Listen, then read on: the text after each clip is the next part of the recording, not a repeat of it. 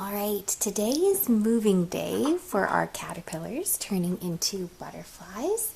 They are going through metamorphosis right now inside each little chrysalis right here. So what we need to do is we need to prepare them for when they emerge from their chrysalis and they have become a butterfly. They're going to need room and space for their wings to open and dry and pump. They're going to need to be able to flex their wings so they can practice flying, and they're going to need a lot of room to wiggle for when they're actually emerging from the chrysalis. So a lot of different people who are raising butterflies have different ways of housing them or creating a habitat.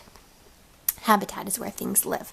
And this is sort of my favorite way that I've found that I like doing it. So this is an aquarium, you know, where you can keep fish or amphibians or other creatures. But instead of having it flat and long, I've actually stood it up on its end. And then on the back, I fitted it with a funny little cardboard door that opens and shuts. This will make sure that the butterflies do not escape, even as they're learning to fly. And standing it up like this, make sure that they have a lot of room to fly up and down, rather than just side to side. I put a little handle on the back. It's very simple, but most importantly, I've poked holes in the back. Because remember, all living things need to breathe air. All of them. So if you ever house a living thing, you need to make sure it's going to get enough air to breathe. So inside, I'm going to open this one up, and inside there's a lot of space to put our butterflies. Now, in nature, the butterfly would normally, or the caterpillar would create its little cocoon, if it was a moth, or chrysalis, if it was a butterfly, on a branch. Like this one looks like he's almost ready to do. And then they would attach their cocoon or chrysalis to the branch. But our butterflies didn't have that choice. Our little caterpillars were housed in these little cups to keep them safe. So now what I need to do is remove them from this cup into this aquarium. The only thing is, there's some very fine strands of filament, little bits of almost butterfly silk, like spider silk, that's attaching the chrysalis to the top of this lid. And if I pull it off, the caterpillar won't be able to respin it, because it's going through metamorphosis. So I have a trick. Here's what I do. Very, very gently, I remove the lid, like that. Very gently. And do you see the silks? It looks like strings of slime or something, but it's actually the silk.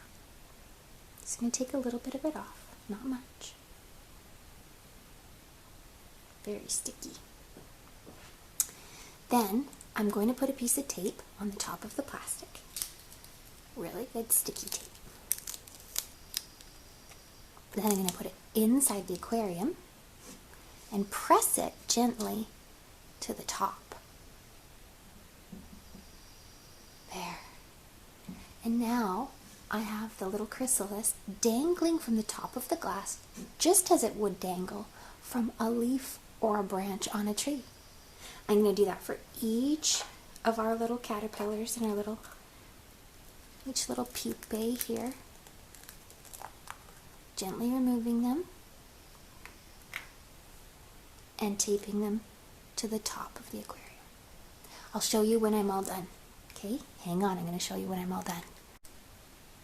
Alright, we're almost done putting each chrysalis inside the aquarium by taping it to the top.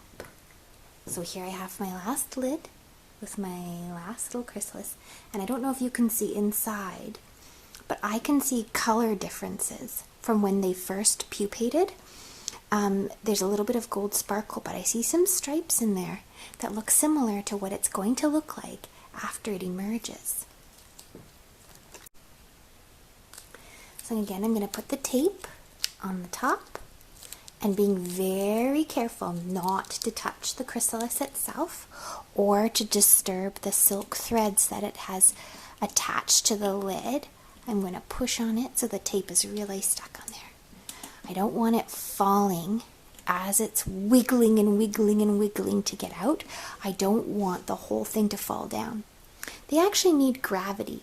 You know, gravity is the force that falls down. It's what, when you throw a ball up in the air, it's what brings it back down.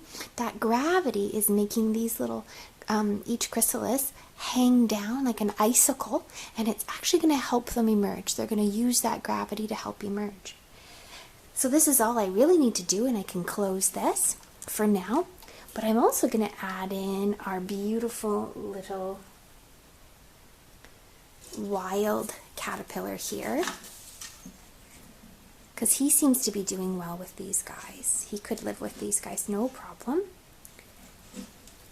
And something I'm going to be mindful of as well is that this little caterpillar down here is going to need a source of water. Now, it's not something I can leave a bowl of water in there like you would for a dog or a cat. How do you think water gets on the branches and leaves outside in nature? How do you think that happens? It could be rain, it could be from fog or mist, and it could be from morning dew. In the morning when the water starts to condense on all the little leaves and grass, it makes little tiny dewdrops. So to replicate that, I'm going to get a spray bottle and spray water on it just a little bit so that the caterpillar can have a drink, and so that these each chrysalis gets to stay nice and moist but not dripping wet. Never dripping wet. I'm going to close this now to keep them safe, and I have to keep an eye on them, because as soon as they decide that they're going to emerge, they're going to need something else that all animals need to live. Food. They're going to need something to eat, some food. So I'm going to have to put something sweet inside there, and we'll talk about that later when they start to emerge.